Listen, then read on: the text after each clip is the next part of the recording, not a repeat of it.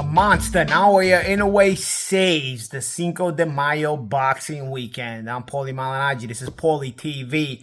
And you know what? After the duds that we had brought to us by Riyadh Season on Friday and Saturday, we ended up with this monster card here on Sunday with Naoya Inoue spectacularly getting yet another title defense, another big performance against a very willing and determined and honestly a new face at junior featherweight who we'll want to see again in Ramon Cardenas, who also put up a sterling performance himself, because in order to make an exciting fight, and it's not just a domination and a dismantling, you need a willing dance partner, hint, hint, Canelo. So, in order to get that, we needed that.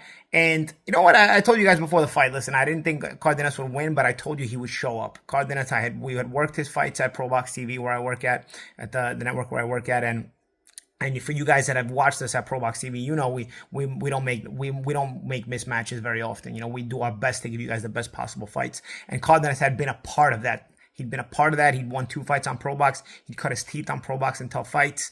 And you know what? That showed tonight. That showed that he had that character. And I knew already when he was gonna show up. He wasn't gonna show up like a William Skull who was just happy to be there. He was gonna show up and actually fight, And that's exactly what he did. And Naoya Inoue, honestly, let's break down the technical aspect of this fight. Inoue came out a little bit of a slow starter, honestly. He's been down now his last couple of fights, right? So a little bit of a slow starter. Also, I think as he goes up in weight classes, you're starting to see he's still strong, but he's not as destructive as he was in the lower weight classes. Obviously, this is going to be normal, anybody who's not punching a little bit less harder than he was at the lower weight classes, he starts to get a little bit fishy. But you saw Cardenas was able to resist those headshots early on, because Cardenas took a couple of headshots in the first couple of rounds. But honestly, the shots that Cardenas was delivering were actually affecting Inoue more, and if you notice before the knockdown, because obviously it was a beautiful left hook knockdown, almost a mirror image of the left hook knockdown that Neri had scored against Inoue as well, where even the angle at which it was thrown and the hook landing square on the face instead of on the side of the face, even in the way it was thrown and the angle that it was found at, that the opening was found at, was very, very similar. So it's something there with Inoue in that position. If you can get that position on Inoue, he's susceptible for that hook, but you got to be in the pocket to do that. And if you're in the pocket with Inoue, you got to be willing to take those chances, because you yourself could take that dynamite. But early on, it wasn't really a jab from Inoue, and I started to realize that, if this guy doesn't get his jab going, this could be a tough fight, because I knew Cardenas could punch a little bit, and I knew Cardenas is willing with both hands, and he's willing to be in the pocket. And he had a very tight guard, so he was looking for those big punches. His body was tight, looking for those big shots, and then he ended up finding that hook. But before he found that hook, I got to be honest, there was a good combination Cardenas threw up, like maybe a minute before. It was a left hook right uppercut, and it looked like maybe a little bit of blood was showing on from Inoue, from the nose of Inoue. I thought that uppercut did that damage. It was a nice, quick, sweeping left hook and a ripping right uppercut that came up. And then about a minute later, I thought it made the eyes of Inoue a little bit glassy, and then a minute later he got dropped. And if you notice, Cardenas was actually walking Inoue down in those first couple of rounds. What do champions do? Not only do they adjust, but they adjust in spectacular fashion. And that's what makes champions and stars differently, right? It's like these kind of guys are exciting. These kind of guys are very, very rare, man, where they can be stars and also, they can be champions and stars and exciting as well, all in one package. And the reason that Inoue has become as a star like this is because you saw the adjustment that he made. He didn't say, okay, let me get defensively safer and make sure I win this fight, which of course, dude, somebody like me would try that. You know what I mean? I'll be honest with you. Yeah, it was tough, but I was looking for, the less contact approach, right? Inoue looked for more contact after getting dropped, and this is what makes him fun. He gets up, he starts to establish that power jab first and foremost, but then he starts, coming forward, starts walking Cardenas down, pushing him back on the jab. I thought the issue Cardenas had was he wasn't jabbing with Inoue. You don't want to hook with the hooker, even though Cardenas' hook is a very good left hook in and of itself.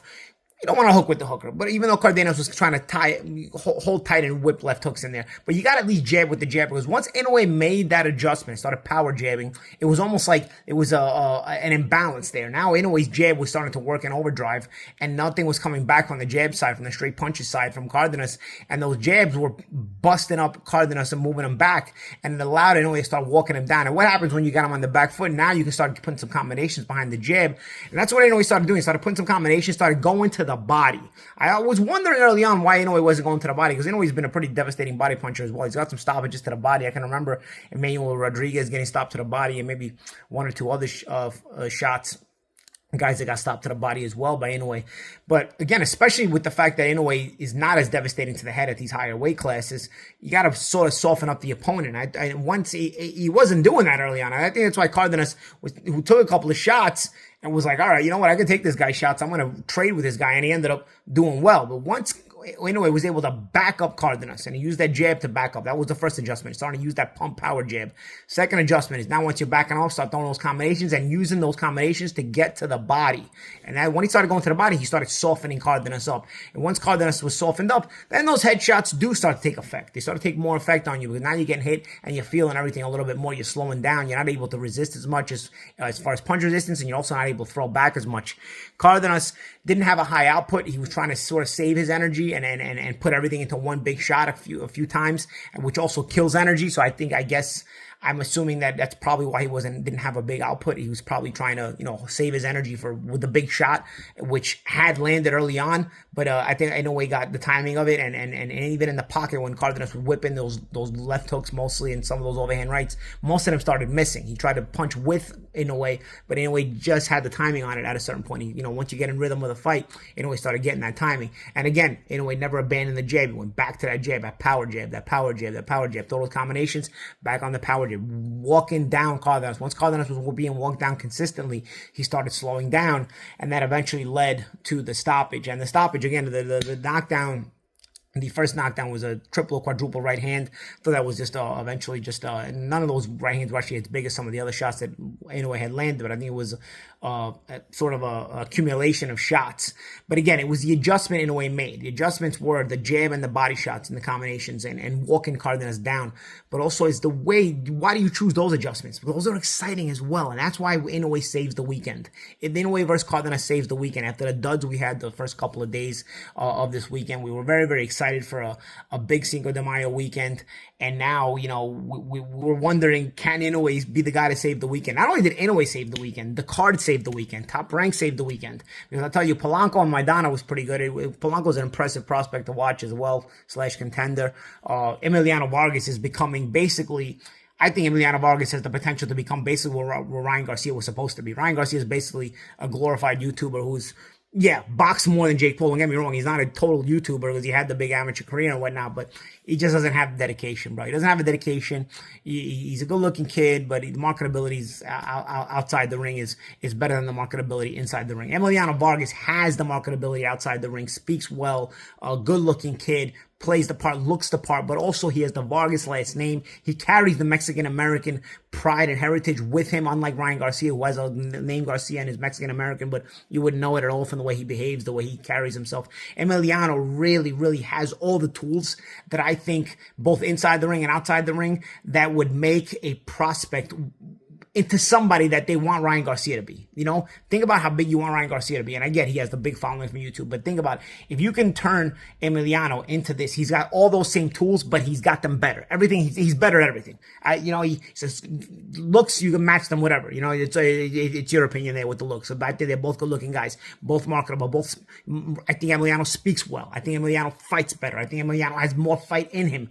And again, the big advantage Emiliano has as well is the Vargas last name. The Vargas last name and the fact that he carries the heritage with him, because the Vargas has always carried the heritage. And I think that's a big sell. And you put him on the Cinco de Mayo weekend, I think that you were looking a little bit into the future there with Emiliano Vargas. He's a guy who's eventually going to carry these Cinco de Mayo weekends, I think, in my opinion. But nonetheless, a great card. Espinosa as well, got a nice key, big stoppage, big tall guy, goes to the body well. It's always an exciting fight, Espinosa. And, he got a nice win as well on this card. Really great card put together by Top Rank. And you always appreciate a good boxing card, but you couldn't appreciate it more than you could this weekend, guys, right? Because after the duds that these two cards put up, the last couple nights with Ryan Garcia versus Rolly Romero, who, congrats to Rolly, by the way, with the win. He deserves credit. He showed up. And Canelo or Skull, which is, disgraceful and totally a spineless move. It was a spineless move to make the fight to begin with. And I saw your comments, guys. Skull was the IBF champion because the IBF IBF stripped Canelo, something that WBC should have done. Don't give me the crap about Skull was the mandatory and that's why he had to get the IBF title and Canelo had to go get it. Don't give me that crap, because Benavidez did the same thing and nobody fought Benavidez and Canelo was never going to fight Benavidez. Don't give me this crap. You're a bunch of groupies. You deserve every dollar that gets stolen from you from these garbage fights and garbage pay-per-views. But tonight, Top Rank saved the day. Tonight, Naoya Inoue saved the day. Tonight, Ramon Cardenas saved the day. Tonight, boxing is what it showed what it can be when it's on point. These are the kind of matchups we make, the matchups we need. These are the kind of matchups we make, and why Naoya Inoue should start to become the face of boxing in the near future if he's not already there. You know, we're gonna, you know, yes, this while this weekend they were trying to set up this Crawford Canelo fight, which now I don't think anybody really wants to watch. Do you really want to watch that stupid crap? I mean, Crawford's still, you know, a great fighter, but he's aging. Canelo's aging, and he's not even a great fighter anymore. He looks more than average. Naoya Inoue, you can't wait for his next fight. Honestly, I can't wait for Naoya Inoue in his next fight. You know, and honestly, I want to see Ramon Cardenas again. I've seen him fight before, but after this fight tonight, you know, I think more people are going to want to see Ramon Cardenas fight. And I think these are the kind of fighters we need to start pumping a little bit more. Guys that, yeah, they make money, but yeah, you know, not what else they do. They got boxing in their heart. They care about what the fans think. They care about the entertainment value they bring. They care about legacy. They care about putting themselves in history. They're not looking to steal money and wanting you to back up their lies about how great they are when they know they're lying to themselves and they're lying to you. These are the kind of fighters I want to see. The guys who go out and show out like that.